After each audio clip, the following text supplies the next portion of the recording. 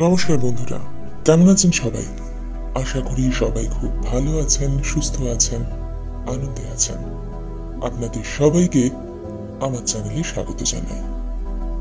আজ আমি আপনাদের পড়ে শোনাব নরেন্দ্রনাথ মিত্রের লেখা গল্প চাকরি।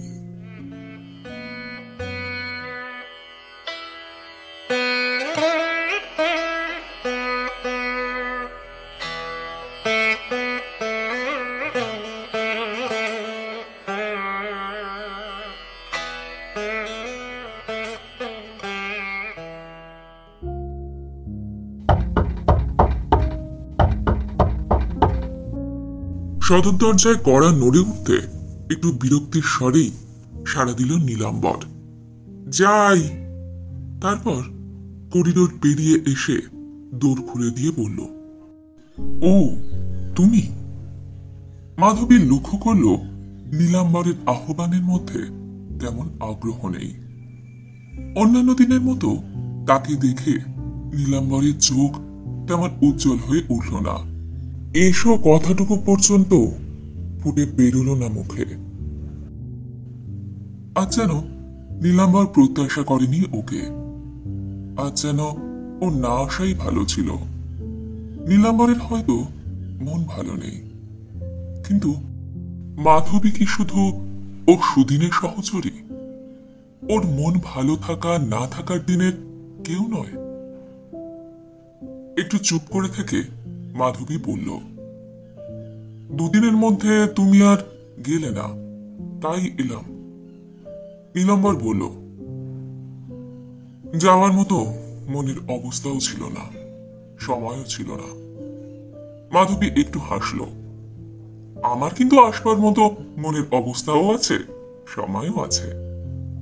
নীলাম্বর গম্ভীরভাবে বলল, বেশ তো, এসো। নীলাম্বরের পেছনে পেছনে ভেতরে ঢুকলো মাধবী। উঠোনের একদিকে কলের কাছে নীলাম্বরের মা সুরবালা এক পাজা এঁটো বাসন নিয়ে বসেছেন। পায়ের শব্দে ঘাড় ফিরিয়ে মাধবীর দিকে তিনি একবার তাকালেন। তারপর ফের বাসন মাজতে শুরু করলেন। ভালো মন্দ কোনো কথাই বললেন না। এর আগে যতবার মাধবী এসেছে এমন হয়নি। এই দুদিনের মধ্যে এমন কি ঘটতে পারে ও ভেবে পেল না। নীলাম্বরের বোন উমা ছাদ থেকে শুকনো কাপড় তুলে নিয়ে নিচে নেমে এলো। 14-15 বছরের সুন্দরী কিশোরী। নীলাম্বরের মতনই ফর্সা রং, পাতলা ঠোঁট, টানা টানা নাক চোখ। অন্যদিন মাধবীকে দেখলে সে ভারী উৎফুল্ল হয়ে ওঠে, হয় কোমর না হয় হাত জড়িয়ে ধরে। কিন্তু আজ সে কাছে পর্যন্ত এলো না। দূরে দাঁড়িয়ে শুকনো গলায় বলল, ভালো আছেন মাধবীদি? মাধবী বলল, আমি তো ভালোই আছি, কিন্তু বাড়ির শুদ্ধ তোমাদের হলো কি? এই কথার জবাব না দিয়ে উমা শুকনো কাপড়গুলি নিয়ে ঘরে ঢুকল। ঘরের মধ্যে একখানা তক্তপোষ পাতা, তার উপর নীলাম্বরের বাদ ব্যাধিগ্রস্ত বৃদ্ধ বাবা নীলকণ্ঠ চাটুর্যে কাত হয়ে শুয়ে রয়েছেন। ঘুমিয়েছেন বলেই মনে হলো। মাধবী সেই দিকে একটু তাকিয়ে বলল, উনি কেমন আছেন? ওর অসুখ বেড়েছে নাকি? নীলাম্বর বলল, না, ওর আর বাড়া কমা কি, চলো উপরে চলো। সিঁড়িতে পা রেখে মাধবী তবু আরেকবার প্রশ্ন করল, মন্টুকে দেখছি না যে? সেবার ওর তো জ্বর দেখে গিয়েছিলাম। মন্টু নীলাম্বরের ছোট ভাই, ফার্স্ট ক্লাসে পড়ে। নীলাম্বর অধীর হয়ে বলল, জ্বরে মারা যায়নি, সেরে উঠেছে। স্কুল থেকে ফিরে এসে খেলতে বেরিয়েছে। শারীরিক আমরা সবাই ভালোই আছি মাধবী, সেজন্য তোমার কোনো চিন্তা করতে হবে না, এসো। অন্য ভাড়াটেদের ঘরের সম্মুখ দিয়ে হেঁটে এসে দক্ষিণ প্রান্তের ছোট ঘরখানায় ঢুকল মাধবী। এ ঘর নীলাম্বরের। দুদিন বাদে এ ঘর তারও হবে। 2 বছর আগে হতে পারত, কিন্তু নীলাম্বর বলেছে অত তাড়া কিসের? মাধবী বলেছে, বেশ তো, তোমার যদি তাড়া না থাকে আমারও নেই। ঘরখানা ছোটই, ঠিক একাধারে দুজনের যোগ্য ঘর। দুজনের বেশি এ ঘরে ধরে না। আসবাবপত্রের বাহুল্য নেই, বরং তার বিরলতাই চোখে পড়ে। দক্ষিণের দেয়াল ঘেঁষে একটা মাদুর পাতা, ঢাকনিওয়ালা একটা বালিশও মাঝখানে টেনে আনা হয়েছে। নীল লতার বর্ডার দেওয়া সাদা ঢাকনিটাও মাধবীর নিজের হাতে তৈরি, নীলাম্বরের জন্মদিনে উপহার দিয়েছিল। পূব দিকের দেয়াল ঘেঁষে একটা ট্রাঙ্ক, আর তার উপর মুখ খোলা একটা সুটকেস। উত্তর দিকে ছোট একটা বইয়ের র্যাক। ওপরের দেওয়ালে আলনায় নীলাম্বরের আতময়লা লং ক্লথের গোটা দুই জামা ঝুলছে। অত খুঁটিয়ে খুঁটিয়ে কি দেখছো? ঘরে জিনিসপত্র কিছুই খোয়া যায়নি, সব ঠিক আছে, বসো। দেয়ালে ঠেস দিয়ে নিজে বসে মাধবীকে মাদুরের উপর বসতে বলল নীলাম্বর। মাধবী একটু হাসল। সব যদি ঠিকই থাকে, তোমার মেজাজটা এত বেঠিক হয়ে পড়ল কেন? নীলাম্বর বলল, ও, তোমার সঙ্গে বুঝি তেমন মিষ্টি করে কথা বলতে পারিনি। মেজাজ বেঠিক হবার সামান্য একটু হেতু আছে মাধবী। চাকরিটি নেই। মাধবী একটু চমকে উঠে বলল, সে কি? নীলাম্বর কোনো জবাব না দিয়ে প্যাকেট থেকে সব শেষ সিগারেটটি ধরিয়ে মৃদু হাসল। তারপর বলল, কারণ অবশ্য অনেক, কিন্তু সমূহ কারণ আমাদের প্রমোদ ভ্রমণ। তাছাড়া অফিসের দিন 10 পরে জয়েন করায় এ মাসের কাগজ বেরোতে দেরি হয়েছে। বিজ্ঞাপন জোগাড় করা হয়নি, তাই নিয়েই সুখদেববাবুর সঙ্গে কথা কাটাকাটি। ঝগড়াটা এমন পর্যায়ে পৌঁছল যে রিজাইন না করে আর জোর হইল না। তিনি নিজে স্পষ্ট রিজাইন করতে বললেন, কারণ তাতে 1 মাসের মাইনে বেশি দিতে হবে না। মাধবী এক মুহূর্ত স্তব্ধ হয়ে রইল, তারপর বলল, কিন্তু তোমার এতদিনের চাকরি এই সামান্য কারণে? নীলাম্বর বলল, কারণটা আমাদের কাছে সামান্য হতে পারে, কিন্তু উদয়ন প্রেসের মালিক সুখদেব রায়ের তা মনে হয়নি। মাধবী ফের একটুকাল চুপ করে রইল। নীলাম্বরের কথার ভঙ্গিতে মনে হচ্ছে কারণটা ওর কাছেও এখন অসামান্য। এতক্ষণে বোঝা যাচ্ছে কেন নীলাম্বরের মা বোনের মুখ মাধবীকে দেখে বিরস হয়ে উঠেছে, কেন নীলাম্বরের বাবা তাকে দেখে ঘুমের ভান করছেন। মাধবী অস্ফুট কণ্ঠে বলল, তাহলে তোমার চাকরি যাওয়ার জন্য এক হিসাবে আমিই দায়ী? আমি তোমাকে দেরি করে দিয়েছি, অফিসে সময় মতো জয়েন করতে দিইনি। নীলাম্বর বলল, কি যে বলো। কিন্তু গলাটা তেমন জোরালো শোনালো না। একটু বাদে নীলাম্বর বলল, খানিক আগে বাবা বড্ড অদ্ভুত কথা বলছিলেন। মাধবী নীরবে চোখ তুলে তাকালো।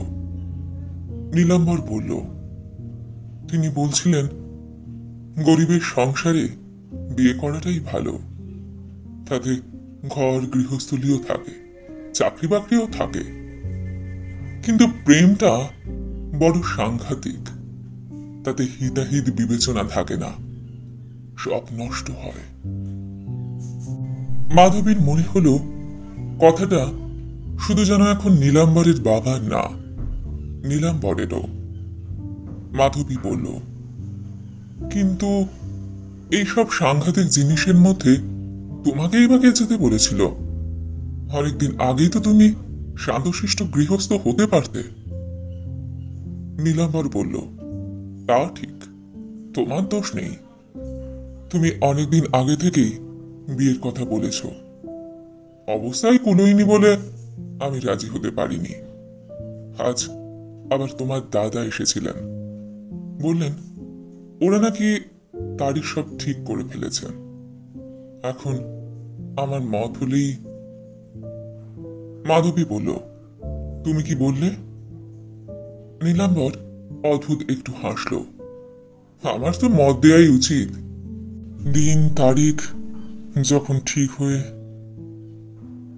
মাধবী একবার মাথা নিচু করল, তারপর ফের মুখ তুলে পড়ল, দাদা তো আর জানে না তোমার চাকরি গেছে।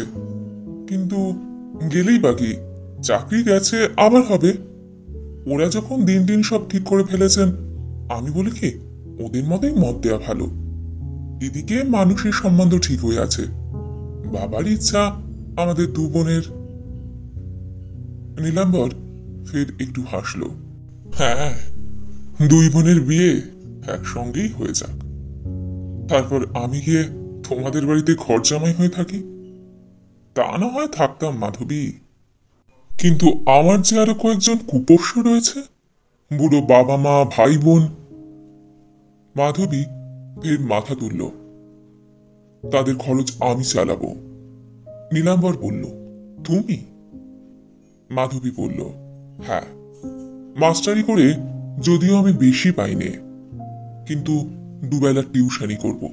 তুমিও তাই করবে, আর ফাঁকে ফাঁকে লিখবে। কোনো রকমের চলে যাবেই, একটা ব্যবস্থা হবেই শেষ পর্যন্ত। নীলাম্বর বলল, তবুই বেকার অবস্থায় আমার বিয়ে করা যায়, পঞ্জিকার দিন পাল্টানো যাবে না। মাধবীর মুখের দিকে তাকিয়ে নীলাম্বর একটু হাসল। তোমার মনে জপলপুরের মার্বেল রকের পূর্ণিমা রাতের সেই ছোঁয়াচ এখনো রয়ে গেছে মাধু, কিন্তু কলকাতা শহরটা মার্বেল রকের তৈরি নয়, আর বেকার জীবনের দিনগুলি রোদের তাপ থাকে, কিন্তু রাতগুলিতে চাঁদের আলো থাকে না। তুমি অনেকদিনই তো অপেক্ষা করেছো মাধু, আরো কয়েকটা দিন সবুর করো। তোমার বাবা আর বড়দাকে বুঝিয়ে বলো কোন রকমে একটা চাকরি বাকরি জুটিয়ে নি, তারপর পঞ্জিকায় আরো বিয়ের দিন মিলবে। মাধবী একটুকাল চুপ করে থেকে বলল, আচ্ছা, আমি তাহলে যাই। নীলাম্বর বলল, চলো একসঙ্গে বেরোই। তুমি কি রাগ করলে? মাধবীর হাতে নীলাম্বর আস্তে একটু চাপ দিল। মাধবী বলল, না, রাগ করবার কি আছে? আমি বরং এতক্ষণ অবুঝের মতো কথা বলছিলাম, তুমি মাফ করো আমাকে। মাধবীর চোখ দুটো যেন ছলছল করে উঠল। এবার নীলাম্বর ওর হাতখানা নিজের হাতের মধ্যে তুলে নিয়ে বলল, ছি, নরম সুন্দর হাত, রংটা একটু ময়লা, কিন্তু আঙুলগুলির গড়ন ভারী চমৎকার। শুধু রঙের জন্যই চাপার কলি বলা যাবে না, না হলে যেত। কিন্তু রংটাই কি সব? না, রং যে রূপের সবখানি নয় তা মাধবীর দিকে তাকালে বোঝা যায়। বরং নীলাম্বরের মনে হয় এমন সুন্দর নাকচোখের সঙ্গে ফর্সা রং যেন বেমানানি হতো। রং নিয়ে একদিন মাধবী আফসোস করাই বলেছিল, কালো রঙই ভালো, কালো রঙের মধ্যে একটা গভীরতা আছে, ফর্সা রঙে তা নেই। মাধবী হেসেছিল, একেবারেই নেই বলা যায় না, ফর্সা রংওয়ালাদের মধ্যেও দু একজন ব্যতিক্রম থাকে, তাদের সঙ্গে গাম্ভীর্যের গভীরতায় কিছুতেই পাল্লা দিয়ে পারা যায় না। নীলাম্বর বলেছিল, ও, আমার সঙ্গে পাল্লা দেওয়ার জন্য বুঝি তুমি তাহলে অমন মুখ ভার করে শান্তশিষ্ট হয়ে থাকো। দাদা, তোমাদের চা এনেছি। দরজার বাইরে উমার গলা শোনা গেল। উমা ভারী বুদ্ধিমতী। নীলাম্বর আর মাধবী একসঙ্গে থাকলে সাড়া না দিয়ে সে ঘরে ঢোকে না। নীলাম্বর তাড়াতাড়ি মাধবীর হাত ছেড়ে দিয়ে ছোট বোনকে ডাকল, আয় ভেতরে। উমা চা দিয়ে চলে যাচ্ছিল। মাধবী তাকে হাত ধরে টেনে বসালো। উমা বলল, আমার কাজ আছে। মাধবী একটু হাসল। আচ্ছা, এখানে একটু বসলে সে কাজের কোনো ক্ষতি হবে না। নীলাম্বর মাধবীর অনেক আগেই চায়ের কাপ শেষ করে ফেলল। তারপর আল্লাহ থেকে পাঞ্জাবিটা পেরে নিয়ে বলল, তুমি তাহলে ওর সঙ্গে বসে গল্প করো, আমি বেরোবো। মাধবী বলল, এত তাড়া কিসের? নীলাম্বর বলল, তাড়া আছে। এক ভদ্রলোকের সঙ্গে 5টার মধ্যেই দেখা করতে হবে, এর পরে গেলে দেখা হবে না। নীলাম্বরের বেকারত্বের কথা ফের মনে পড়ে গেল মাধবীর। এখন আর বসে বসে গল্প করার সময় নেই। চাকরির খোঁজে তাকে এখনই বেরোতে হবে। গরম চা মাধবী খেতে পারে না, ভালোবাসে না, কিন্তু আজ তাড়াতাড়ি চা শেষ করে সেও উঠে পড়ল। চলো, আমিও আসছি। উমা মাধবীর দিকে তাকিয়ে একটু হাসল। আমি এখন যাচ্ছি মাধবীদি, আমার সত্যিই কাজ আছে। মাধবীও মনে মনে হাসল, সাব্বাস মেয়ে। কিন্তু আজ উমার অনুমান ভুল। আজ নীলাম্বর আর মাধবীর কাজের অছিলা নেই, কাজ খোঁজার প্রয়োজন আছে। দুজনে বেরিয়ে এসে লোয়ার সার্কুলার রোডে পড়ল। মাধবী বলল, তুমি কোন দিকে যাবে? নীলাম্বর বলল, শ্যামবাজার। তুমি তো ভবানীপুরে। মাধবী বলল, হ্যাঁ, তবে ভাবছিলাম আরজিকর রোডে আমার এক পিস্তুত ভাই থাকেন, তার সঙ্গে একবার দেখা করে আসবো কিনা। নীলাম্বর ভ্রু কুচকে বলল, কেন? মাধবী বলল, তিনি সিভিল সাপ্লাই কাজ করেন, তার কাছে শুনতাম কোথাও কিছু খালি আছে কিনা। নীলাম্বর বলল, থাক থাক, তুমি বরং বাসায় যাও, তার চেয়ে অনর্থ ঘোরাঘুরি করার দরকার নেই। হাতঘড়ির দিকে একটু তাকিয়ে একটা চলন্ত ট্রামে নীলাম্বর তাড়াতাড়ি উঠে পড়ল। মাধবীকে কিছু বলবার সময় পর্যন্ত দিল না। নীলাম্বর কি তার কথা বিশ্বাস করল না? সে কি ভেবেছে মাধবীর আরজিকর রোডের বিস্তুত ভাই ভুয়ো? শুধু নীলাম্বরের সঙ্গে যাওয়ার জন্যই মাধবী একটা অজুহাত দিয়েছে, সেই জন্যই অনর্থক ঘোরাঘুরির কথা তুলে অমন করে বিরক্তি জানিয়ে গেল। কিন্তু নীলাম্বর ভেবেছে কি মাধবীকে? এতদিনের পরিচয়ও সে কি তাকে চিনতে পারেনি?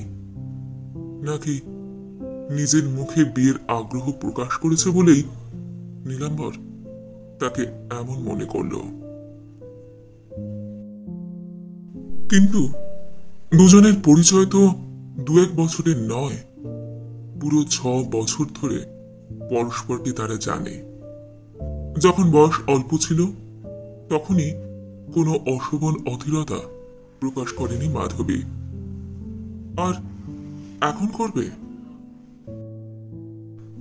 মাধবী তখন বিয়ে পড়ে।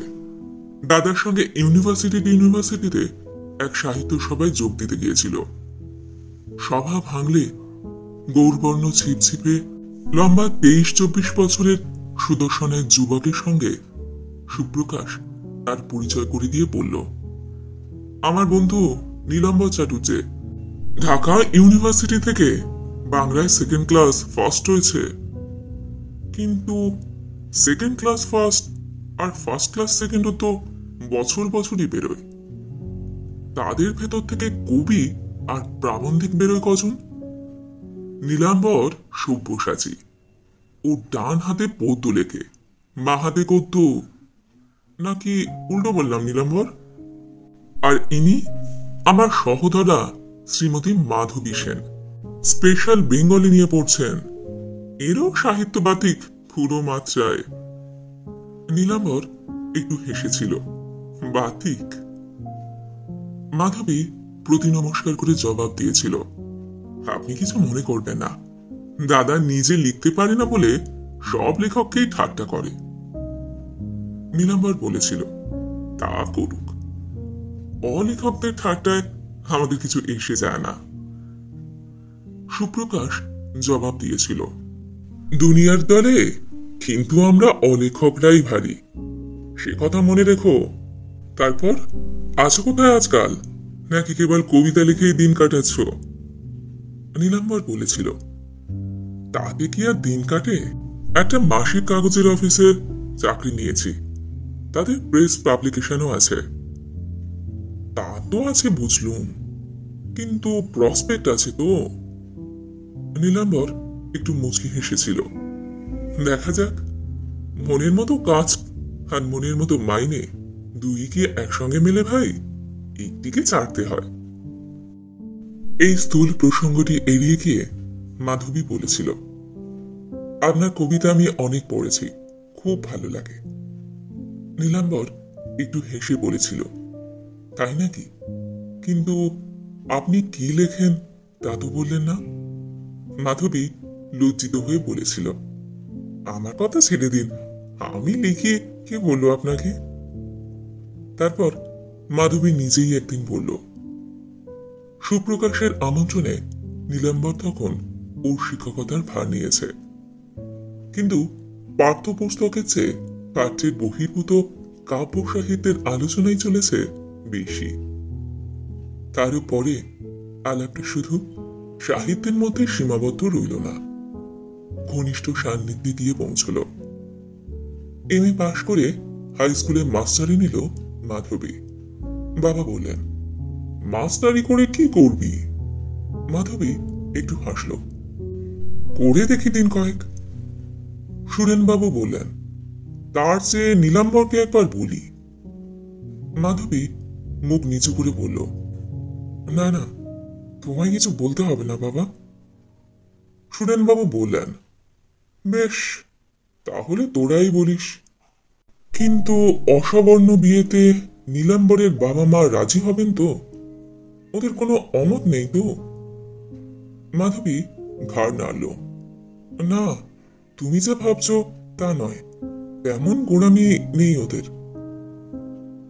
গোড়ামি গোড়ার দিকে অবশ্য খুবই ছিল, কিন্তু নীলাম্বরের বাবা মা যখন বুঝতে পারলেন ছেলে নিজের পছন্দ করা এই মেয়েটিকে ছাড়া আর কাউকে বিয়ে করবে না, তখন শেষ পর্যন্ত তারা সম্মতিতে জানিয়ে বললেন, বেশ, তাহলে করো তোমার যা খুশি, কিন্তু যা করবার তাড়াতাড়ি করে ফেলো বাবু।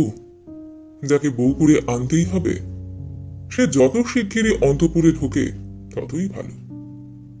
বিয়ের আগে এখন ঘন ঘন যাতায়াত মেলামেশা দেখলে লোকে হয়তো এক সময় একথা বলে বসতে পারে। তাছাড়া পরিচয় পুরনো হবার পর, দেখে দেখে অভ্যস্ত হয়ে যাবার পর মাধবীর ওপর থেকে তাদের বিদ্বেষ ভাবটাও ক্রমে প্রশমিত হয়ে এসেছে। নীলাম্বরের মার মুখেও কথা বলতে শোনা গেছে, বামুনের মেয়ে না হলে কি হবে, মেয়েটি ভারী শান্তশিষ্ট, পরিষ্কার পরিচ্ছন্ন, স্বভাবে নম্রতা আছে, অত লেখাপড়া জেনেও তেমন অহংকার নেই। মাধবী নিজের পরিবারের সমর্থন পেতেও কম সময় যায়নি। তাদের আপত্তি ব্রাহ্মণ বৈদ্যের নয়, নীলাম্বরের ভালো চাকরি বাকরি নেই, আর্থিক উন্নতির দিকে ওর মন নেই বলে। দিন তো ঠিক এভাবে যায় না, যখন বয়স বাড়ে, সংসার বাড়ে, তখন এসব লোকের কষ্টের অবধি থাকে না। কিন্তু মাধবী নিজের সংকল্পে অটুট রয়েছে। সংসার যাত্রায় নীলাম্বর ছাড়া আর কেউ সঙ্গী হবে এ কি কল্পনা করা যায়? ওর স্থান আর কেউ গ্রহণ করেছে ভাবতেই বিসদৃশ্য লাগে, অস্বস্তি বোধ হয়। মাধবীর দৃঢ়তায় ওর বাবাও শেষ পর্যন্ত হার মেনেছেন। দাদা খুব ভালো ছেলে, সে মাধবীর সাহিত্য প্রীতি নিয়ে ব্যঙ্গ করলেও এই বিশেষ সাহিত্যিক প্রীতির ব্যাপারে কোনোদিন মাথা গলাতে আসেনি। ক্রমে দুপক্ষেরই সম্মতি মিলেছে, অন্তত তীব্র কোনো বিরোধিতাকে মনোক্ষোভের সামনে দাঁড়াতে হবে না, সে আশ্বাস পেয়েছে দুজনে। কিন্তু নীলাম্বর তবু নির্বিকার, ওর হাতে যেন অফুরন্ত কাল। অনন্ত যৌবন মজুদ রয়েছে, কোনো ভাবনা নেই। তারপর একদিন মাধবী বলল, মাস্টারি আমার আর ভালো লাগে না। নীলাম্বর ওর মনের ভার বুঝতে পেরে হাসল। কিন্তু আর্থিক দিক থেকে আমি যেরকম বিত্তবান, তাতে বিয়ের পরও তুমি মাস্টারি থেকে রেহাই পাবে আমার মনে হয় না। মাধবী বলল, নাই বা পেলাম, এখনকার চাকরির সঙ্গে তখনকার অনেক তফাৎ থাকবে। নীলাম্বর বলল, তা তো থাকবেই। এখন তোমার বাপের বাড়িতে রাঁধুনি আছে, ঝি চাকর আছে, কিন্তু আমাদের বাসায় তুমি আসবার সঙ্গে সঙ্গে যে ওদের শুভাগমন ঘটবে তা মনে হয় না। তখন হাত পুড়িয়ে রেধে ঘর গৃহস্থলীর সব কাজ সেরে তোমাকে বেরোতে হবে চাকরিতে। কদিন শরীর টিকবে? মাধবী অভিমান করে বলেছিল, থাক থাক, আমার শরীরের জন্য ভারী ভাবনা তোমার। নীলাম্বর বলেছিল, শুধু শরীরের জন্য নয়, আমি তোমার মনের কথা ভাবছি। এখন পর্যন্ত সংসার তো তেমন করে দেখনি, জানো না সংসারটি কি বস্তু। অভাব অনটন দিয়ে তোমাকে 24 ঘন্টা সে আটকে রাখবে, এক মুহূর্ত দম ফেলবার ফুসরত দেবে না। কোথায় থাকবে সাহিত্য, পড়াশোনা? কোথায় থাকবে কি? দৈহিক অস্তিত্ব বজায় রাখবার জন্য দিন রাত জুঝতে হবে। মন বলে যে কোনো কিছু আছে সে কথা মনেও পড়বে না। মাধবী বলেছিল, যদি মনেই না পড়ল তাহলে তো সব গোলমালি চুকে গেল, তাহলে আর দুঃখ কিসের? নীলাম্বর বলেছিল, না, ঠিক ওই ধরনের দুঃখ মুক্তি আমি চাইনি। তাহলে কি চাও তুমি? আরো একটু আর্থিক স্বাচ্ছল্য, মোটামুটি ভালোভাবে বাঁচতে হলে যেটুকু দরকার শুধু সেইটুকু, যেন অন্নবস্ত্রের চিন্তায় সমস্ত সময় আর সামর্থ্য ব্যয় না হয়, যেন আরো কিছু অবশিষ্ট থাকে, যেন রেশন আর বাজারে সব না ফুরোয়। মাসে একবার বইয়ের দোকানে যেতে পারি, দিনে একবার বই নিয়ে বসতে পারি, মুখোমুখি দুটো অসাংসারিক কথা বলবার অবকাশ যেন পাই, ঠিক এখন যেমন পাচ্ছি। মাধবী বলেছিল, কেবল এখন কেন, ইচ্ছা থাকলেও তখনও তাই পাবে। বিয়ের পর শহরের পার্কগুলো তো আর হঠাৎ উধাও হয়ে যাবে না। নীলাম্বর বলেছিল, কিন্তু আর্থিক অবস্থাটা না বদলালে পার্কে আসবার ইচ্ছাটাও উধাও হবে। মাধবী আর কোনো কথা বলেনি। যখন বিয়ের প্রসঙ্গ ওঠে তখন নীলাম্বর আর্থিক অবস্থার দোহাই পারে, কিন্তু আর্থিক অবস্থা যাতে ভালো হয়, ভালো চাকরি বাকরি মেলে, সেদিকে ওর কোনো উৎসাহ দেখা যায় না। অর্থ নিয়ে ওর চিন্তা আছে, কিন্তু চেষ্টা নেই। এদিকে মাসের পর মাস কাটছে, বছরের পর বছর। নীলাম্বরদের উদয়ন প্রেস আর পাবলিকেশনের সেই যে যুদ্ধের সময় একবার একটু ভালো হয়েছিল, আর মাথা তুলতে পারেনি। বছরের পর বছর নীলাম্বর স্থানুর মতো পড়ে আছে ওখানে, মাইনের অঙ্ক অপরিবর্তনীয়। মাধবী একদিন বলল, তোমাদের উদয়নের অস্তগমনের দিন এসেছে, আগে আগে সরে পড়াই বোধহয় বুদ্ধিমানের কাজ হবে। নীলাম্বর বলল, এটা প্রখর বুদ্ধিমতেরই পরামর্শ, কিন্তু আমি ভেবেছিলাম তুমি আরো একটু বেশি হৃদয়বতী। মনে আছে এই উদয়নকে মধ্যবর্তী রেখেই একদিন আমাদের আলাপ জমে উঠেছিল। তোমার কত গল্প, কবিতা, আলোচনা, সমালোচনা এই উদয়নের পাতায় ছাপা হয়েছে। নিজেদের গোপন মনের কথা আমরা এই কাগজে ছেপে বার করেছি, হাজার লোকের চোখের সামনে তাকে মেলে ধরেছি, তবু তার গোপনত্ব খোঁজেনি। উদয়ন তো আমাদের কাছে শুধু সাধারণ একখানা মাসিক পত্র নয়, তার চেয়ে বেশি। বেশ, সে কথা ঠিক, কিন্তু বছর আগে যা ছিল দুজনের মিলনের সেতু, তাই যেন আজ ব্যবধান হয়ে উঠেছে। নীলাম্বরের এই উল্টোপাল্টা কথায় এক এক সময় ভারী রাগ হয়, ভারী দুঃখ হয় মাধবীর। ওর সমস্ত কবিত্ব কি শুধু উদয়নকে ঘিরে, আর মাধবীর বেলাতেই নীলাম্বর হয়ে পড়ে অর্থনীতির ছাত্র। ওর কবিতার খাতা জমা খরচের খাতায় রূপ নেয়। তবে কি নীলাম্বরের মনে কোনো সংশয় আছে? কিন্তু মাধবীর মনে তো কোনো দ্বিধার স্থান নেই। জব্বলপুর মিলিটারি অ্যাকাউন্টসে চাকরি করে মাধবীর মাসতুতো ভাই নির্মল গুপ্ত। তার স্ত্রী উর্মিলা মাধবীর সহপাঠিনী। পড়া কবে শেষ হয়ে গেছে, কিন্তু চিঠি লেখার আজও বিরাম নেই। একখানা চিঠির জবাব দিতে না দিতে উর্মিলা দুখানা চিঠি ছাড়ে। আর এমন মাস যায় না যে মাসে মাধবীকে নিমন্ত্রণ না করে। এসো, শুধু একা নয়, একেবারে সঙ্গী সহ। কলকাতা শহরে পুরুষদের যদি অভাব থাকে, এখানে খাঁটি মারাঠি ব্রাহ্মণকে মন্ত্র পড়ানোর জন্য ডেকে আনবো। মাধবী জবাবে লিখল, কাকে মন্ত্র পড়বে ভাই, তার মন এখনো বুঝতে পারছি না। উর্মিলা লিখল, বলো কি, ভাগ্যে রবীন্দ্রনাথ মরে বেঁচেছেন, নইলে এই জব্বলপুরে টেনে এনে তাকে দিয়ে গানের কলিটা নতুন করে লিখিয়ে নিতাম। হে মাধবী, দ্বিধা কেন? নয়, হে মাধব, দ্বিধা কেন? আসলে যত দ্বিধা দ্বন্দ্ব মাধবদের মনে, মাধবীরা চিরকালই একরোখা। রবীন্দ্রনাথ তো নারী কবি নন, দাড়িওয়ালা কবি, তাই সমস্ত দোষ মাধবীদের ঘাড়ে চাপিয়েছেন। যা হোক, তোমার কোনো ভাবনা নেই, যেমন করে পারো ভদ্রলোককে এখানে টেনে নিয়ে এসো। তারপর আমি আছি, আছে মারাঠি ব্রাহ্মণ, আর আছে মার্বেল রক। সেই রকের ধাক্কা লেগে ওর দ্বিধা যদি সততা না হয়, আমি কি বলেছি। পুজোর ছুটি হয় হয়, মাধবী বলল, চলো বেরিয়ে আসি। নীলাম্বর বলল, কোথায়?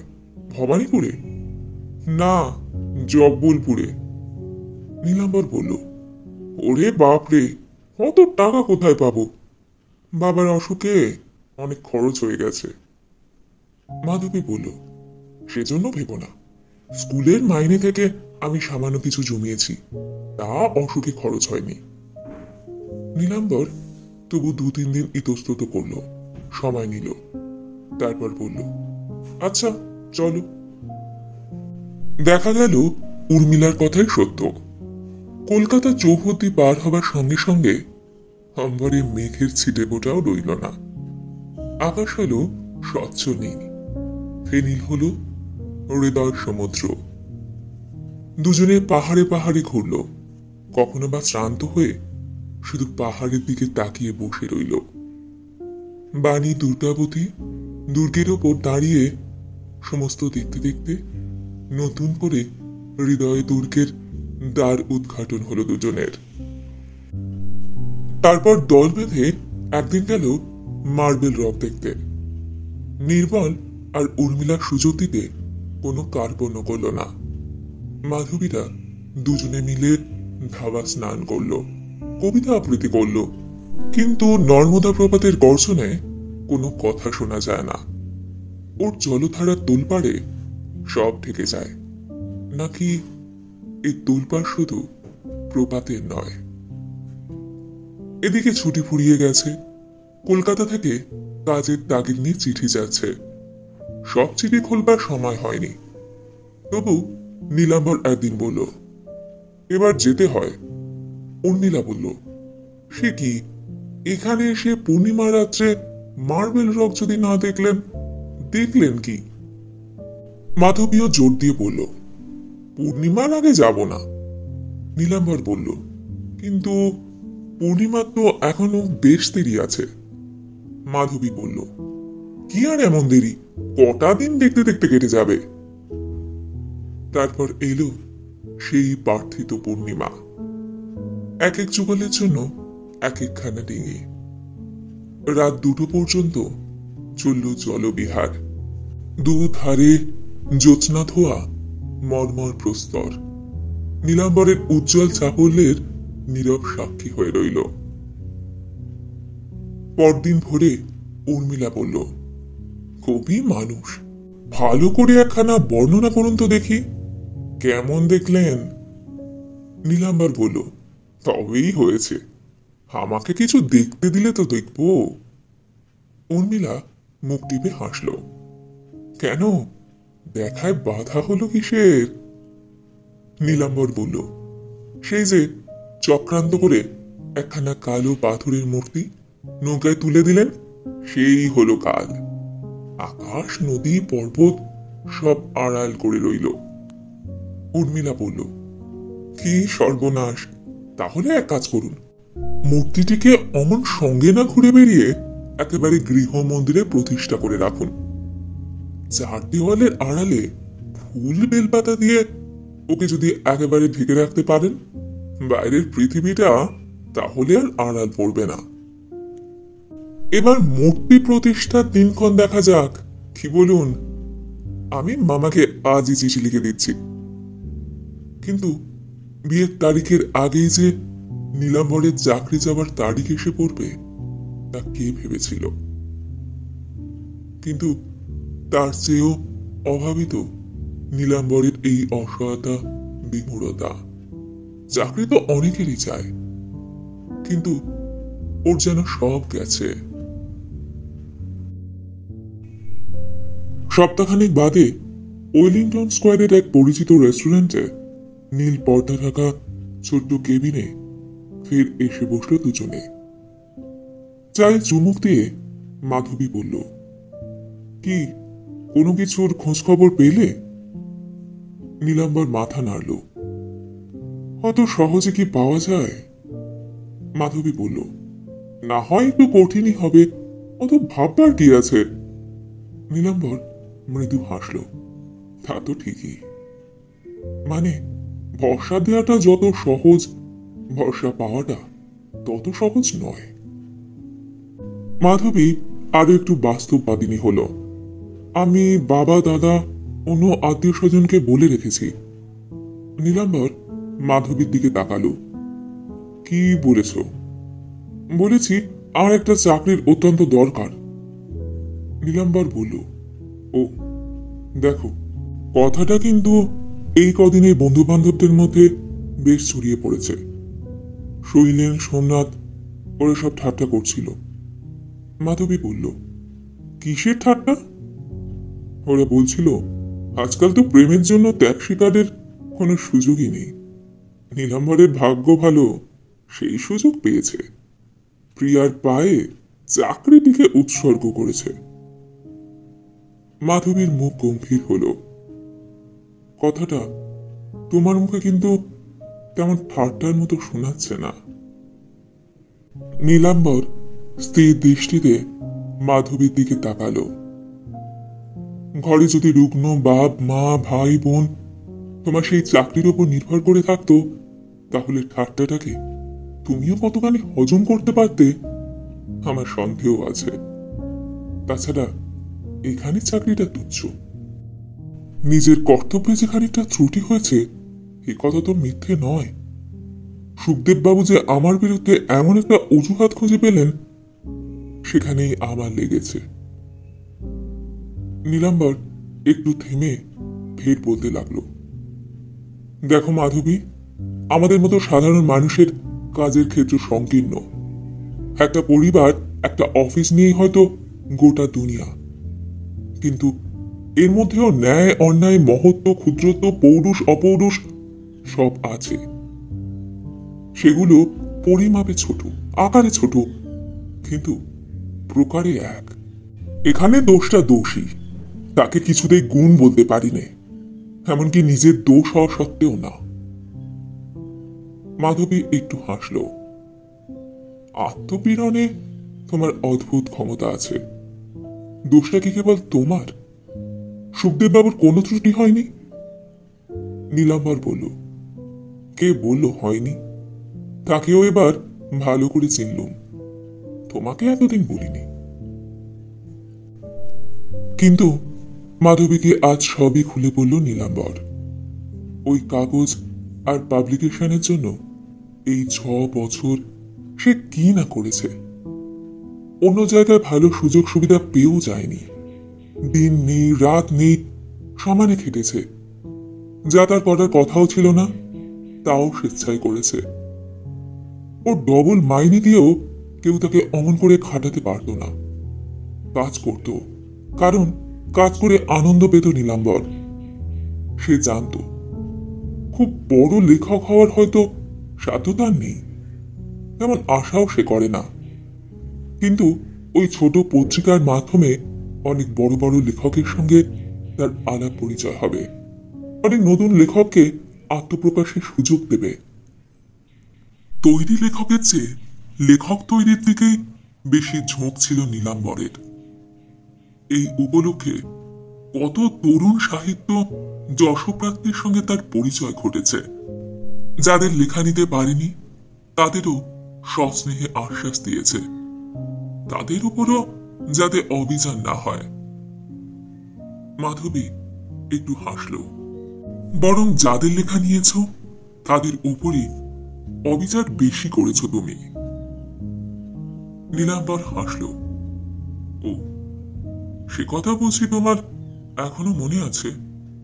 তোমার একটা প্রবন্ধকে অনেক এডিট করে সেবার ছেপেছিলাম, তাই নিয়ে 1 সপ্তাহ তুমি আমার সঙ্গে কোনো কথা বলনি। 6 মাসের মধ্যে আর কোনো লেখা দাওনি, কিন্তু এডিট করার পরে প্রবন্ধটি ভালোই হয়েছিল একথা তুমি পরে স্বীকার করেছ। দেখো, কোনো কোনো লেখকের মন একটা খনির মতো, কলমের মুখে সেখান থেকে সব শুধু বেরিয়ে আসে। খাঁটি ধাতুর উজ্জ্বলতা বাড়ানোর জন্য সেখানে সম্পাদকের কলমের দরকার হয়। অবশ্যই কোনো কোনো লেখিকা বড্ড বেশি সেন্সিটিভ, তাদের লেখার উপর কলম ছোঁয়াবার জো নেই। মাধবী বলল, আহা, কলম ছোঁয়াতে যেন বাকি রেখেছ। নীলাম্বর বলল, কিন্তু প্রত্যেকবার তোমার মুখ দেখে মায়া হচ্ছে, যেন কোনো নিরীহ সম্পাদকের কলমের আঁচড় নয়, বুকে কোনো হিংস্র জন্তুর মুখের আঁচড় লেগেছে। মুখের ভাব দেখে তেমনি মনে হয়েছে আমার। চা খাবার ছলে মুখ নিচু করল মাধবী। একটু ধমকে ভঙ্গিতে বলল, কি যাতা বলছো? সুখদেববাবুর সঙ্গে তোমার অমন ঘনিষ্ঠতা কিসে নষ্ট হলো তাই শুনি? সে কি শুধু জব্বলপুরে কয়েকদিন বেশি কাটিয়ে এসেছে বলে? 1 সংখ্যা কাগজে বেরোতে দিন কয়েক দেরি হয়েছিল বলে? নীলাম্বর স্বীকার করল, ঘনিষ্ঠতা শুধু সেই দিনই যায়নি, একদিনেই যায়নি। সুখদেব রায় শুধু একটা প্রেস আর কাগজের স্বত্বাধিকারী নয়, উচ্চশিক্ষিত, সুপণ্ডিত, সাহিত্য রসিক। গোড়ার দিকে নীলাম্বর তার সৌজন্যে, শিষ্টাচারে, সৌহার্দ্যে, রসবোধে মুগ্ধ হয়েছে, আর সেই মুগ্ধতার গল্প করেছে বন্ধুজনের কাছে। মাধবী মাঝে মাঝে ঠাট্টা করেছে, কি ব্যাপার, অফিসে হঠাৎ তোমার মাইনে বেড়ে গেল নাকি? শহর করে মনিবের এমন সুখ্যাতি করে বেড়াচ্ছ। কিন্তু সুখদেববাবুর সঙ্গে প্রভুভৃত্যের সম্পর্ক ছিল না নীলাম্বরের। মাইনের রাজবৃদ্ধির প্রশ্ন ছিল একান্ত গৌণ। কাজের আগে পরে, কাজের ফাঁকে ফাঁকে দেশ বিদেশের সাহিত্য, দর্শন, রাজনীতি, সমাজনীতি নিয়ে দুজনের মধ্যে দিনের পর দিন কত আলোচনা চলেছে। রাত হয়েছে, রাত গভীর হয়েছে, তবু সেই আলাপ আলোচনা বন্ধ হয়নি। কোনো কোনো দিন সুখদেববাবু নীলাম্বরকে আর যেতে দেননি, নিজের ঘরে আটকে রেখে বলেছেন, ভেবো না, আমি তোমার বাসায় খবর পাঠাচ্ছি, আজ একসঙ্গে বসে এখানে দুটো ডাল ভাত খাওয়া যাক। অবশ্য আহার্যটা শুধু ডাল ভাতে সীমাবদ্ধ থাকেনি, মৎস্য মাংসে পৌঁছেছে। এমন চাকরিকে শুধু চাকরি বলা যায় না, এমন মনিব শুধু মনিব নয়, তিনি মনের মানুষও। কিন্তু মন নিয়ে খুব বেশি দিন চলল না। কাগজের অবস্থা ক্রমেই অচল হতে লাগলো। দেশে গুরুগম্ভীর প্রবন্ধাবলীর পাঠক মিলল না। ব্যবসায় বাণিজ্যে বাজার মন্দা। পূর্ববঙ্গ এখন পূর্ব পাকিস্তান। সুখদেববাবুর কাগজের নিয়মিত গ্রাহকদের অনেকেরই ঠিকানা নেই। কাগজ গেল তো টাকা এলো না। বিজ্ঞাপনদাতারা বিমুখ হলেন। তাগিদ দিয়ে দিয়েও বাকি টাকাটা আদায় হলো না। ব্যাংকের তহবিল ক্রমেই তলায় এসে ঠেকল। সুখদেববাবু পরমার্থ থেকে হঠাৎ অর্থ সম্বন্ধে সচেতন হয়ে উঠলেন। কিন্তু ততদিনে অনর্থ যা ঘটবার ঘটেছে। নীলাম্বরকে ডেকে কঠিন কণ্ঠে বললেন, এতদিন কি করছো? নীলাম্বর জবাব দিল, আপনি যা করতে বলেছেন। সুখদেববাবু বললেন, মিথ্যে কথা। কাগজটা যাতে উঠে যায় তার ব্যবস্থা করতে তোমাকে নিশ্চয়ই বলিনি। কাগজ কি আমার জন্যই উঠে যাচ্ছে? সুখদেববাবু বললেন, তোমার জন্য নয়, কিন্তু তোমার জন্য। সব দায়িত্ব তো আমি তোমার উপরে ছেড়ে দিয়েছিলাম। এই 6 মাসে কপাতা বিজ্ঞাপন এনে দিয়েছ, হিসাব দাও। নীলাম্বর জবাবে বলল, তার উপর বিজ্ঞাপন দেওয়ার ভার যেমন ছিল, বিজ্ঞাপন আনার ভার তেমন ছিল না। কথা কাটাকাটি চলতে লাগলো মন কষাকষির পালা। এই সময় এলো মাধবীর জবলপুর যাত্রার প্রস্তাব। নীলাম্বর ভাবল 2 দিন পালিয়ে বাঁচা যাক, কিন্তু বাঁচা গেল না। ফিরে আসার সঙ্গে সঙ্গেই সুখদেববাবু বিষাক্ত ব্যঙ্গ হাসলেন। কি প্রমোদ ভ্রমণ শেষ হলো? কিন্তু জব্বলপুরই তো একমাত্র জায়গা নয়। ভারতবর্ষে পুর আর পুরী অনেক রয়েছে, সবগুলো সেরে এলে পারতে। তুমি তো বান্ধবী নিয়ে মনের আনন্দে ঘুরে বেড়াচ্ছ, এদিকে আমার যে সব লোকসান হয়ে গেল। নীলাম্বর বলল, কিন্তু আপনার তো আরো লোকজন ছিল, আপনি নিজে ছিলেন। সুখদেববাবু গর্জন করে উঠলেন, আমি ছিলাম কি ছিলাম না তা তোমার বলবার কথা নয়, কিন্তু তুমি এতদিন কি করছিলে? মাসে মাসে মাইনে গোনার বদলে বন্ধু বান্ধবদের লেখা চেপে তাদের সঙ্গে খাতির রাখা ছাড়া, আড্ডা দেওয়া ছাড়া আর কোন কাজটা তুমি করেছো তার জবাব দাও। নীলাম্বর বলল, আমি আপনার এসব অন্যায় অভদ্র ব্যবহারের কোনো জবাব দেব না। সুখদেববাবু বললেন, অন্যায় কথা, অভদ্র ব্যবহার? তোমার মতো একজন সাধারণ কর্মচারীর মুখে এ কথাও শুনতে হবে আমাকে? বেশ, জবাব না দিতে পারো, রেজিগনেশন দাও। নীলাম্বর বলল, তাই দিচ্ছি। আনুপূর্বিক সমস্ত ঘটনার বিবরণ শেষ করে নীলাম্বর মাধবীর দিকে তাকিয়ে একটু হাসল। এবার তোমার মন একটু হালকা হবে বোধ হয়। মাধবী বলল, আমার মন হালকাই আছে। এখন তোমার মন হালকা হলেই বাঁচা যায়। ভালো কথা, কাল একবার যেও আমাদের ওখানে। কেন? দাদা একটা চাকরির কথা বলছিলেন, সিভিল সাপ্লাই ডিপার্টমেন্টে। রাইটার্স বিল্ডিং এ দাদার একজন বন্ধু আছেন, তার সঙ্গে তোমাকে আলাপ করিয়ে দেবেন। নীলাম্বর বলল, তুমি বুঝি ওদের সব বলেছ? শেষ পর্যন্ত ভাবির শ্বশুর কুলের সাহায্যে চাকরি জোগাড় করতে হবে? মাধবী বলল, তাতে ক্ষতি কি? কাল সকালে এসো একবার। নীলাম্বর একটু ইতস্তত করে বলল, সকালে? সকালে আমার অন্য এনগেজমেন্ট আছে, দেখা যাক, যদি সময় পাই তো। কিন্তু পরদিন দেখা গেল নীলাম্বর সময় পেয়েছে। শাখাবিপাড়া লেনের হলদে রঙের বাড়িটার সামনে ঠিক গিয়ে হাজির হয়েছে নীলাম্বর। মাধবী দড়ির কাছেই ছিল। তাকে দেখে মৃদু হেসে বলল, এসো। ভাবলাম তুমি বুঝি এলেই না। না এসে করি কি, তুমি অত করে বলে এলে। সেই জন্যই বুঝি। নীলাম্বর বলল, সেই জন্য নয়, তুমি বলবে চাকরির জন্য। কিন্তু চাকরিটা কার শুনি? মাধবী বলল, ওদের সঙ্গে দেখা সাক্ষাৎ শেষ করে আমার ঘরে যেও, তখন বলবো। মাধবীর বাবা সুরেন সেন মশাইও চাকুরিজীবী মধ্যবিত্ত গৃহস্থ। তিনিও ভাড়াটে বাড়ির বাসিন্দা। তবে 15 বছর আগে বাড়িটা ভাড়া নিয়েছেন বলে এখনো 55 টাকায় 7খানা ঘর শুদ্ধ পুরো একটা দোতলা বাড়ি ভোগ করতে পাচ্ছেন। আর ছেলে মেয়ে পুত্রবধূরা তাকে সাজিয়ে গুছিয়ে বেশ একটা আভিজাত্যের চেহারা দিতে পেরেছে। কিন্তু নীলাম্বর জানে এ বাড়ির উপরের চাকচিক্য যত বেশি, ভেতরটা তত ভরাট নয়। কাস্টমসে 100 টাকার মাইনে চাকরি করেন সুরেন বাবু, কিন্তু পোষ্যের সংখ্যা জন 14। মাধবীর আগে গুটি 2 মেয়ের বিয়ে দিতে হয়েছে, তার দেনা এখনো সব শোধ হয়নি।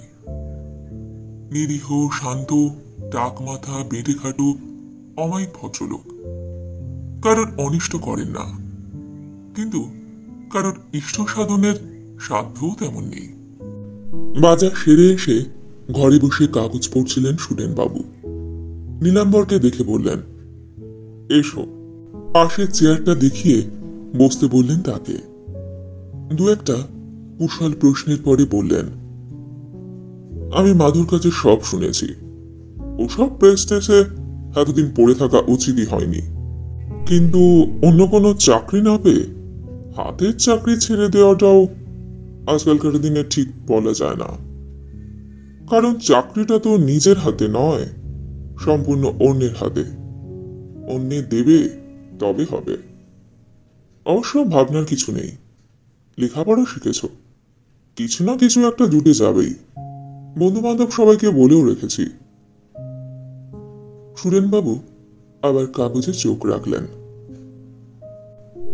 মাধবীর ওপর রাগ হতে লাগলো নীলাম্বরের।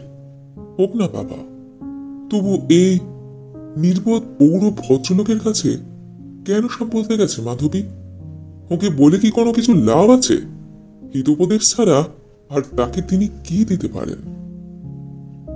একটু বাদে নীলাম্বর উঠে পড়ল। সুপ্রকাশ আসতে বলেছিল, ওর সঙ্গে একবার দেখা করে যাই। সুরেনবাবু যেন পরিত্রাণ পেলেন। হ্যাঁ হ্যাঁ, ওর সঙ্গে দেখা করো। আমি বলতে ভুলে গিয়েছিলাম, কি একটা চাকরির কথা ও সেদিন বলেছিল বটে। নিজে চাকরি বাকরির দিকে যায়নি, কিন্তু সব রকম খোঁজও রাখে। আত্মজের জন্য আত্মপ্রসাদে এতক্ষণে মুখ উজ্জ্বল দেখালো সুরেন বাবুর। দোতলার সবচেয়ে বড় বাড়িখানা বাড়ির বড় ছেলের। এরই মধ্যে গুটি 2 ছেলে মেয়ে হয়েছে সুপ্রকাশের।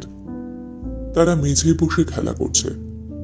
স্ত্রীর ড্রেসিং টেবিলের সামনে দাঁড়িয়ে দাড়ি কামাচ্ছিল সুপ্রকাশ। আয়নায় নীলাম্বরের ছায়া পড়তেই ঘাড় ফিরিয়ে তাকিয়ে স্মিত মুখে বলল, এসো এসো, দেখার সাক্ষাৎই নেই একেবারে, ব্যাপার কি? 2-4 মিনিট বাদে চাকরির কথা উঠল। সুপ্রকাশ বন্ধুকে মৃদু গঞ্জনা সুরে বলল, তোমাকে তখনই বলেছিলাম ওসব পত্রিকা টত্রিকার সুবিধে হবে না হে। একটা ভালো কাজকর্ম দেখো। তা তুমি মনের মতো কাজ, মনের মতো মাইনে, কত কথাই না বললে। যাক, এতদিনে সুবুদ্ধি হয়েছে, তবু ভালো। ভাগ্যে হাতের 5 লটা পড়ে রেখেছিলাম। তোমাকে তখন অত করে বললাম, এসো একসঙ্গে পড়া যাক। সব দিন তো আর যেতে হবে না, তোমার প্রক্সি আমি দিয়ে দেব। তা তুমি কানেই তুললে না কথাটা। নীলাম্বর বলল, আজকাল নাকি হাইকোর্টেও বেরোচ্ছ, কিরকম হচ্ছে টচ্ছে? সুপ্রকাশ বলল, বলতে গেলে হচ্ছে না কিছুই, কিন্তু চাকরি খুঁজতে হচ্ছে না, এটাই ঢের। হ্যাঁ, তোমার কথা আমি প্রশান্তকে সেদিন বললাম। সেই যে তোতলা প্রশান্ত শিকদার, মনে নেই? সেক্রেটারিয়েটে বেশ চাকরি বাগিয়ে বসেছে, চাল চলনে পুরো দোস্তু সাহেব। তাহলেও খুব সিম্প্যাথেটিক, কথাবার্তায় তাই মনে হলো। তুমি ভাই ওর সঙ্গে একবার দেখা করো, কোথায় কি খালি টালি আছে ও হদিস দিতে পারবে। ওরা ভেতরের লোক, আটঘাটের খবরও সব জানে। কোথায় কি আছে একটু জানতে পারলে সোর্স টোর্স বের করার চেষ্টা করা যাবে। একটু বাদে চায়ের সাজ সরঞ্জাম নিয়ে সুপ্রকাশের স্ত্রী কবরী এলো ঘরে। খুব সুন্দরী নয়, কিন্তু স্মিতমুখী। নীলাম্বরকে অনুযোগ করে বলল, আপনি তো আর আসেনি না এদিকে, আসবেন কি? যার জন্য এদিকে আসা সেই যখন ওদিকে যায়। সুপ্রকাশ স্ত্রীর দিকে তাকিয়ে হাসল। না হে, সেদিন আর নেই। করবী বলল, নেই। তুমি যেন কত খবর রাখো। নীলাম্বর বাবু বেকার হবার পর মাধু ঠাকুরজির যাতায়াত ছুটোছুটি আরো বেড়েছে। আপনাকে কিছু ভাবতে হবে না নীলাম্বর বাবু, গরজ যার বেশি সেই আপনাকে চাকরি জুটিয়ে দেবে। প্রশান্ত শিকদারের সঙ্গে দেখা করেও বিশেষ কোনো ফল হলো না। চাকরি খালি আছে বটে, কিন্তু সব পাবলিক সার্ভিস কমিশনের হাতে। ফর্ম ফিল আপ করে দিয়েছে নীলাম্বর। কম্পিটিটিভ পরীক্ষার ব্যাপারে তাতে যা হওয়ার হবে। অবশ্য সাধ্যমতো চেষ্টা ত্রুটি করে না প্রশান্ত। বিশ্বাস করা যায় প্রশান্ত তার কথা রেখেছে, চেষ্টা ত্রুটি করেনি। দুটো প্রতিযোগিতায় গিয়ে পরীক্ষা দিল নীলাম্বর, কিন্তু কোনো সাড়া এলো না। সরকারি বেসরকারি সব রকম অফিসেই ঢু মেরে দেখল যে কোনো রকমে শর্টের টাকার একটা চাকরি জুটলেই হয়। তার চেয়ে বেশি উচ্চাকাঙ্ক্ষা আপাতত নেই নীলাম্বরের। কিন্তু 2 মাস 3 মাস কেটে গেল, সেই অনুচ্চ আকাঙ্ক্ষাটুকু পূরণেরও কোন রকম লক্ষণ দেখা গেল না। সব জায়গায় আশ্বাস আছে, প্রতিশ্রুতি আছে, কিন্তু তারপর আর কিছু নেই। এদিকে বাবার অসুখ বেড়ে যাচ্ছে, মার মেজাজ সবসময় বিগড়ে রয়েছে, পরিধেয় সকলেরই জীর্ণ হয়েছে, কিন্তু নববস্ত্র গ্রহণ করা যাচ্ছে না। বেকারের পক্ষে জীর্ণ দেহ ত্যাগ করা যত সহজ, জীর্ণ বস্ত্র ত্যাগ করা তেমন নয়। গীতিকার আজকাল জন্মালেও আত্মার অবিনশ্বতা বুঝবার জন্য তাকে অন্য হুবমার আশ্রয় খুঁজতে হতো। স্কুল ছুটির পর মাধবী ফের এলো একদিন খোঁজ নিতে। নীলাম্বর অনেকদিন ধরে একটা প্রবন্ধে হাত দিয়েছে, কিন্তু মুখবন্ধের পর লেখাটা আর এগোচ্ছে না। মাধবী এসে পাশে বসল। নীলাম্বর লেখাটা সরিয়ে রাখল। মাধবী বলল, তবু ভালো, আজ তোমাকে লিখতে দেখছি। ইদানিং তো কাগজ কলমের সঙ্গে সম্পর্ক একেবারে তুলেই দিয়েছ। অদ করে বললাম, লেখার অভ্যাসটা নিয়মিত রাখো, কিন্তু কিছুতেই শুনলে না। আমার কোন কথাটাই বা তুমি আজকাল শুনছ? নীলাম্বর মৃদু হাসল। তাই নাকি? মাধবী বলল, তাছাড়া কি? কিন্তু আমার একটা কথা আজ তোমাকে রাখতেই হবে। কি কথা? মাধবী কোনো কথা না বলে ব্যাগ খুলে 8খানা 10 টাকার নোট নীলাম্বরের হাতে দিয়ে বলল, আজকেই মাইনেটা পেলাম। তার মাইনের টাকা নেওয়ার জন্য এর আগেও মাধবী বার কয়েক অনুরোধ করেছে। নীলাম্বর কান পাতেনি, প্রসঙ্গটা এড়িয়ে গেছে। কিন্তু আজ মাধবী একেবারে টাকা নিয়ে এসে হাজির হয়েছে। নীলাম্বর মাধবীর দিকে স্ত্রীর দৃষ্টিতে একটু তাকিয়ে থেকে বলল, তোমাকে তো আগেই বলেছি ও টাকা আমি নিতে পারবো না মাধবী। কেন? না নিতে পারার কি হয়েছে?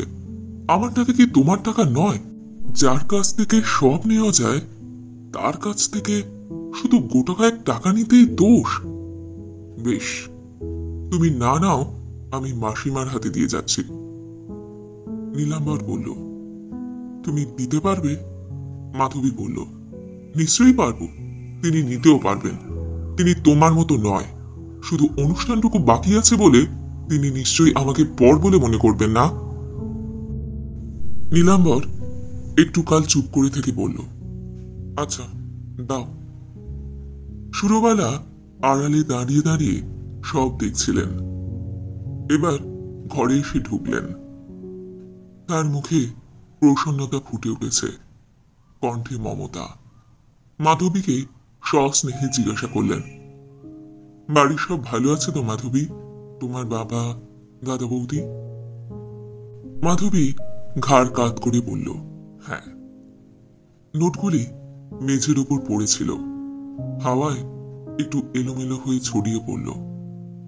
সুরবালা নিজেই নিচু হয়ে সেগুলো কুড়িয়ে আনলেন। তোমরা বড্ড অসাধারণ বাবু। টাকা এমন করে ফেলে রাখতে আছে? এ টাকা কার? নীলাম্বর কোনো জবাব না দিয়ে মাধবীর দিকে তাকালো। মাধবী তাকালো সুরবালার দিকে, একটু চুপ করে থেকে বলল, ও টাকা আপনার, আপনি তুলে রাখুন। সুরবালা একটু বিস্ময়ের ভঙ্গি করে বললেন, আমি তুলে রাখবো? মাধবী বলল, হ্যাঁ, আপনিই রাখবেন।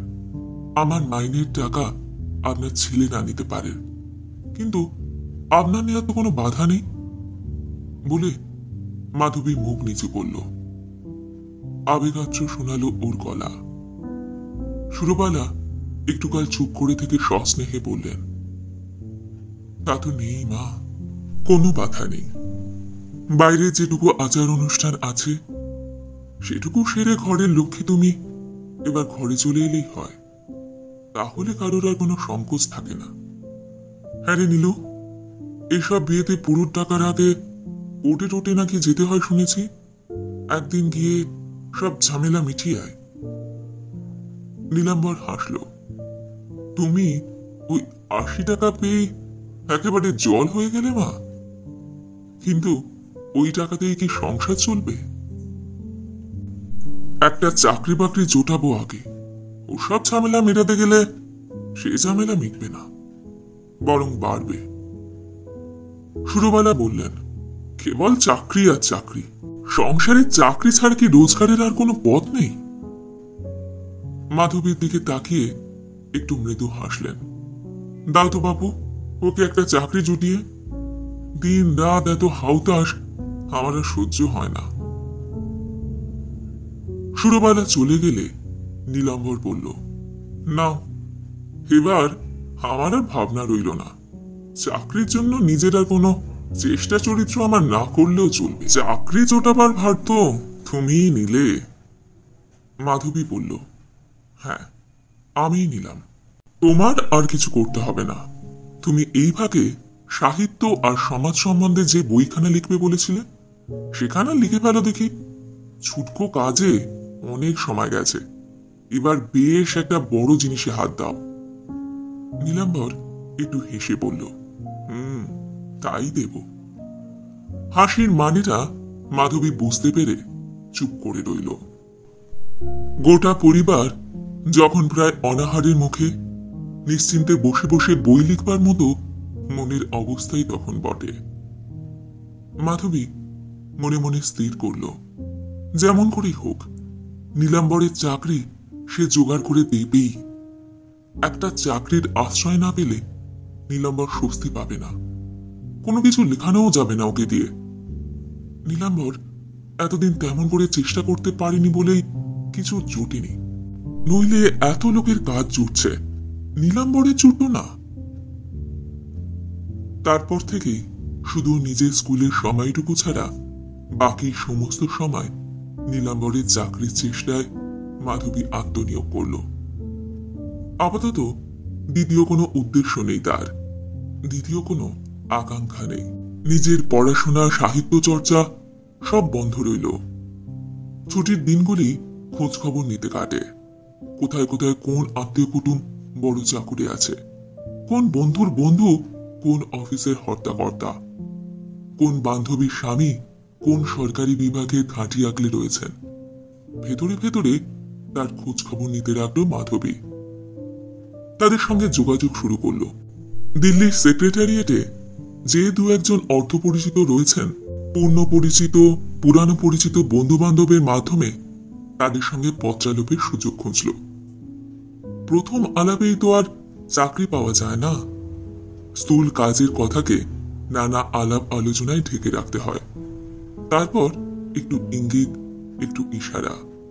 যদি সাড়া মেলে তাহলে আর এক পা এগিয়ে যাও, যদি না মিলল তো দু এক পা করে পিছিয়ে এসো, আর এসো না। কিন্তু বেশিরভাগ ক্ষেত্রেই মাধবীকে পিছিয়ে আসতে হলো। শুধু মাথা নাড়া, শুধু মৌখিক প্রতিশ্রুতি।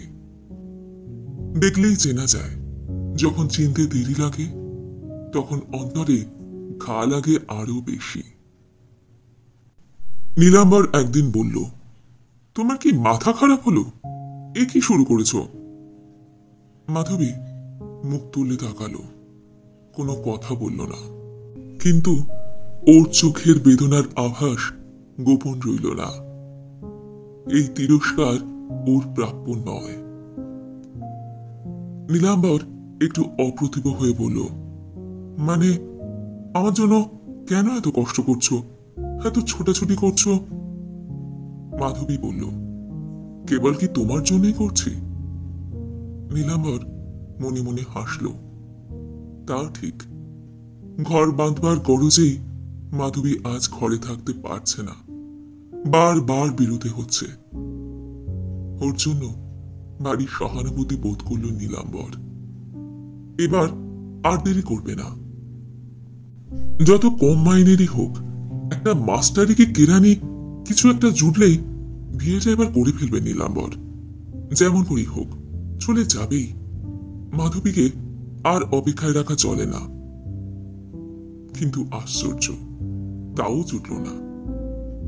অনেকগুলি চাকরি হাতের কাছে এসে ফসকে গেল। কলকাতার বাইরে দু একটা কলেজ থেকে পরবর্তী সেশনের জন্য ভরসা মিলল। সমূহ আর কিছু মিলল না। কাটল আরো মাস 6। দুটো টিউশনির মধ্যে যেটা বেশি টাকার সেটা গেল। একটা সাপ্তাহিক কাগজে ফিচার লিখতে শুরু করেছিল, তার মেয়াদ ফুরল। নতুন চুক্তিতে সম্পাদক আর রাজি হলেন না। বললেন, আরো একটু হালকা সরস লেখা চাই আমাদের, নইলে পাঠকরা নিচ্ছে না। সরস লেখা? জীবনে রস কই যে কলমে রস আসবে? মাধবীর অভিজ্ঞতাও একই রকমের। অনেক মোহ ভেঙেছে, অনেক স্বপ্ন চুরমার হয়েছে। ব্যর্থতার বোঝা ভারী হচ্ছে দিনের পর দিন। অনেক স্বজন বন্ধুর স্বরূপ উদ্ঘাটিত হয়েছে চোখের সামনে। আশা ভরসা যখন প্রায় নিঃশেষ হয়ে এসেছে, দেখা হলো নীলিমা দাশগুপ্তর সঙ্গে। স্কুলের প্রাইজ ডিস্ট্রিবিউশন উপলক্ষে পাড়ার বিশিষ্ট নাগরিক প্রবীণদের আমন্ত্রণ করা হয়েছে। তার সভাপতি সুবিনয় দাশগুপ্ত, ন্যাশনাল এয়ারওয়েজ কোম্পানির কলকাতার অফিসের ম্যানেজার। সম্প্রতি দিল্লি থেকে বদলি হয়ে এসেছেন। আর তারই স্ত্রী নীলিমা সম্পর্কে মাধবীর মামাতো বোন। আত্মীয় ভাব দিক থেকে একটু দূরত্ব থাকলেও বন্ধুত্ব পরস্পরকে দূরে থাকতে দেয়নি। অনুষ্ঠানের শেষে নীলিমা মাধবীকে তার স্বামীর সঙ্গে পরিচয় করে দিয়ে বলল, ইস, কতকাল পরে দেখা, আয় একদিন আমাদের বাড়িতে।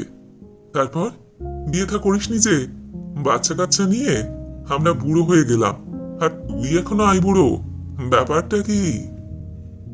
মাধবী একটু হাসল। এসব কথা এক নিঃশ্বাসে জিজ্ঞাসা করা যায়, কিন্তু এক নিঃশ্বাসে জবাব দেওয়া যায় না। বেশ, এক নিঃশ্বাসে না দিস, ধীরে সুস্থে রয়ে শুয়ে দিবি। পরশুই তাহলে আয়, একসঙ্গে চা খাবো আর জবাব শুনবো। বলি বলি করেও প্রথম দিনই কথাটা ঠিক বলতে পারল না মাধবী। দ্বিতীয় দিনের সাক্ষাতেও আসল বক্তব্যটা অনুক্ত রইল। তৃতীয় দিনে মাধবী আর দেরি করল না। আছে নাকি কোনো খোঁজ খবর? নীলিমা বলল, তোর নিজের জন্য নিজে করবি চাকরি? মাধবী একটু হাসল। নিজের জন্যই, তবে নিজে করব না। নীলিমা হেসে ফেলল, বুঝেছি, তা এতক্ষণ চেপে রেখেছিলি কেন? আচ্ছা, আমি ওকে জিজ্ঞাসা করছি। ওদের অফিসে একজন পাবলিসিটি অফিসার নেবে বলে শুনেছিলাম। অ্যালাউন্স ট্যালাউন্স শুদ্ধ 3.5 এখন দেবে। ওর হাতেই সব ভার। ওকে তাহলে বলি, কি বলিস? মাধবী বলল, যদি করে দিতে পারিস খুবই উপকার হয়। থাক থাক, তোকে আর অত ফর্মাল হতে হবে না। কিন্তু পরদিন নীলিমা উল্টো সুর ধরল। তুই এতদিন চেপে রেখেছিলি কেন? প্রথম দিনই যদি বলতিস ওর কোন এক মাস্টার মশাইয়ের ছেলেকে নাকি উনি প্রায় কথা দিয়ে ফেলেছেন। সেও ভারী গরিব, বহুদিন বেকার আছে, একটা চাকরি বাকরির নাকি তার খুব দরকার। দরকার মাধবীর চেয়ে কারোর দরকার বেশি নয়। ওর চোখের সামনে নীলাম্বরের দুস্থ অবস্থার ছবি ভেসে উঠল। এতদিন তো ওর টিউশনই ছিল, ফিচার লেখা ছিল, এখন আর কিছু নেই। মাধবীর মাইনের সামান্য কটা টাকায় সংসার আর কদিন চলবে? ঘর ভাড়াই তো মাসে মাসে 50 টাকা করে গুনতে হচ্ছে। বুড়ো বাপ মা ভাই বোন নিয়ে এবার হয়তো সত্যি উপোস করতে হবে নীলাম্বরকে। সেই নিষ্ঠুর সম্ভাবনার কাছে মাধবীর নিজের মান সম্মান তুচ্ছ। নীলিমার হাতখানা চেপে ধরল মাধবী। কিছুই কি করা যায় না ভাই? সুবিনয় বাবু কি তাকে একেবারে পাকা কথা দিয়ে দিয়েছেন? মাধবীর মুখের দিকে নীলিমা একটুকাল তাকিয়ে কি দেখল, তারপর বলল, চাকরি বাকরির ব্যাপারে কোনো কথাই পাকা নয়। আমি তোর জন্য চেষ্টার ত্রুটি করব না মাধু। কাল একবার আয়, দেখি কতদূর কি করতে পারি। পরদিন ফের গেল মাধবী। গিয়ে জিজ্ঞাসা করল, কি খবর? নীলিমা হেসে বলল, হাসবার সঙ্গে সঙ্গে খবরটি চাই। সবুর সইছে না বুঝি? খবর ভালো, তবে রাজি করাতে বেশ বেগ পেতে হয়েছে। উনি নানা রকম অসুবিধার কথা তুলেছিলেন। আমি জবাব দিয়ে দিয়েছি, আমার বন্ধুর বিয়ে আটকে রয়েছে, এর চেয়ে কোনো অসুবিধাই তোমার কাছে বড় হতে পারে না। একটা অ্যাপ্লিকেশন কালই ছেড়ে দিন, বাকি যা করবার উনি করবেন। কিন্তু যার জন্য এত খেটে মরলাম তাকে একবার দেখতেও দিলি নে। কবে নিয়ে আসবি বল? মাধবী বলল, আচ্ছা আনবো একদিন। মাধবীকে সদর পর্যন্ত নীলিমা এগিয়ে দিতে এসেছে। এমন সময় রোগামতো 24-25 বছরের শ্যামবর্ণ সাধারণ দর্শন একটি যুবক সামনে এসে দাঁড়ালো। মিস্টার দাশগুপ্ত আছেন? নীলিমা বলল, না, তার ফিরতে অনেক দেরি হবে। তাহলে কি অফিসে? কিন্তু সেখানেও তো তার সঙ্গে দেখা করা সম্ভব হবে না। নীলিমা বলল, তিনি বলেছেন দেখা করার আর দরকার নেই, আপনি ঠিক সময় মতো খবর পাবেন। ও, আপনাকে বিরক্ত করলাম, কিছু মনে করবেন না। নীলিমা সৌজন্য দেখিয়ে হাসল, না না, মনে করার কি আছে। আচ্ছা, নমস্কার। প্রতি নমস্কার করে সে চলে আসতে যাচ্ছিল। হঠাৎ মাধবীর দিকে চোখ পড়ায় থমকে দাঁড়িয়ে বলল, তুমি? মাধবী তার অনেক আগেই লক্ষ্য করেছে, চিনেছে, বিস্ময়কে প্রশমিত করেছে। এবার নিষ্পৃহ নিরুত্তেজ স্বরে বলল, তুমিও যে এখানে? নীলিমা বলল, অসিত বাবুকে তুই চিনিস নাকি? ওর কথাই তো তোকে বলেছিলাম সেদিন। মাধবী বলল, চিনব না কেন, বছর দুয়েক আমরা একসঙ্গে পড়েছি। নীলিমা এবার মৃদু একটু হাসল, তাই বল। অসিত বলল, তুমিও তো বেরুচ্ছিলে, চলো একসঙ্গে যাই, কতদিন বাদে দেখা হলো। মাধবী একটু ইতস্তত করে বলল, চলো। দিন তিনেক বাদে নীলাম্বর অফিস থেকে মাধবীদের বাড়িতে গিয়ে দেখা করল। মাধবী চুপচাপ নিজের ঘরে বসেছিল। নীলাম্বর বলল, ব্যাপার কি, তুমি আর গেলে না যে? মাধবী একটু ম্লান হাসল, গেলাম না বলেই তো তুমি এলে, জয়েন করেছ? নীলাম্বর বলল, হ্যাঁ, আজই করলাম।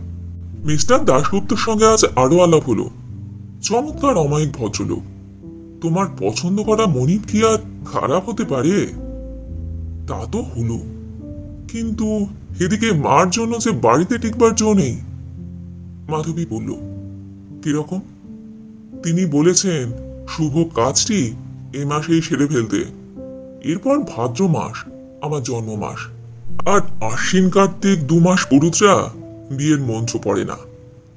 আমি অবশ্য বলেছি ম্যারেজ রেজিস্ট্রাররা সব মাসেই মন্ত্র পড়তে রাজি, কিন্তু মা তাতে রাজি নন। তার ইচ্ছা এ মাসেই। নীলাম্বর মাধবীর দিকে তাকিয়ে একটু হাসল, কিন্তু আশ্চর্য, অতি প্রত্যাশিত হাসি ফুটল না মাধবীর মুখে। নীলাম্বর আহত হয়ে বলল, কি হয়েছে মাধু? তোমার কি শরীর খারাপ করেছে? না, শরীর ভালোই আছে, কিন্তু মন ভালো না থাকার কারণটা কি? গলার স্বরে নীলাম্বরের অসহিষ্ণুতা ধরা পড়ল।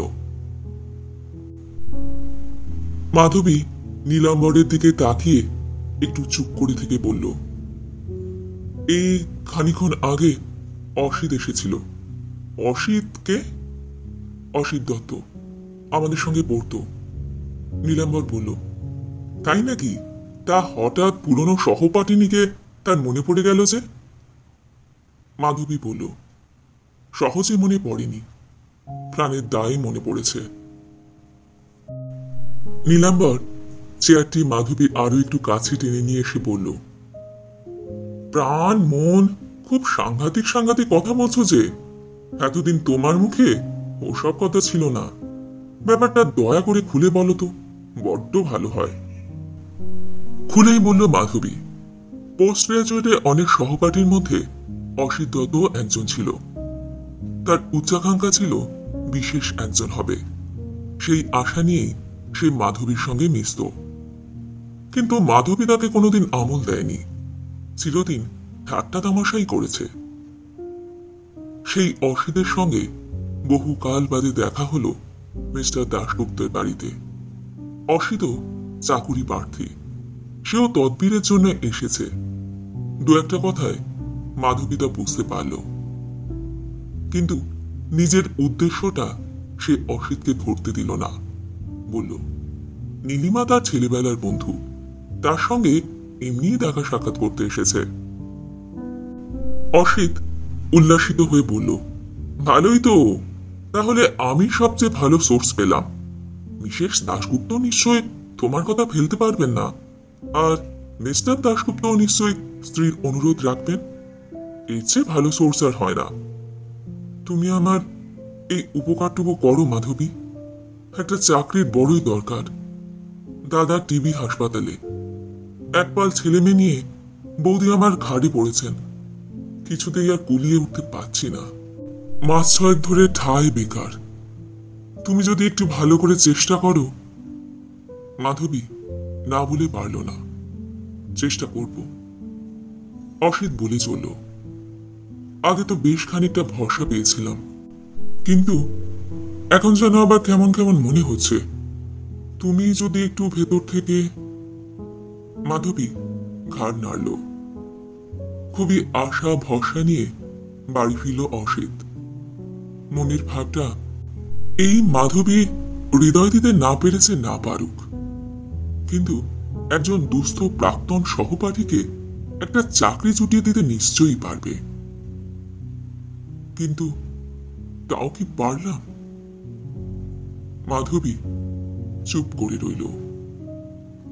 একটু বাদে নীলাম্বর বলল, তাহলে মাকে কি বলবো? মাধবী মৃদু স্বরে বলল, যাক না আরো কয়েকটা দিন। নীলাম্বর বলল, তোমাকে বললাম না এ মাসে বিয়ে না করলে আরো 2-3 মাস অপেক্ষা করতে হবে।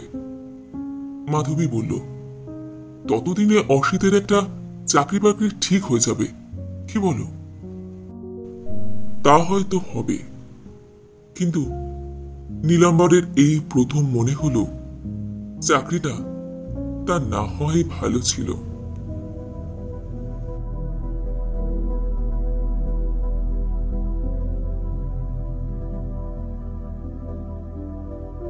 আমার গল্প পাঠ আজ এইখানে শেষ হলো। আপনারা এতক্ষণ শুনছিলেন নরেন্দ্রনাথ মিত্রের লেখা গল্প চাকরি। গল্পটি আপনাদের কেমন লাগলো বা আমার গল্প পাঠ আপনাদের কেমন লাগলো কমেন্ট সেকশনে অবশ্যই লিখে জানান। যদি আমার গল্প পাঠ আপনাদের ভালো লেগে থাকে তাহলে আশা করবো লাইক শেয়ার অবশ্যই করবেন। আর এই ধরনের সুন্দর সুন্দর কাহিনী আরো শুনবার জন্য আমার চ্যানেলটিকে সাবস্ক্রাইব করতে ভুলবেন না কিন্তু। তবে আজ এই পর্যন্ত, আমি খুব তাড়াতাড়ি আবার অন্য কোনো কাহিনী নিয়ে আপনাদের কাছে চলে আসছি। সবাই খুব ভালো থাকবেন, সুস্থ থাকবেন, আনন্দে থাকবেন। নমস্কার।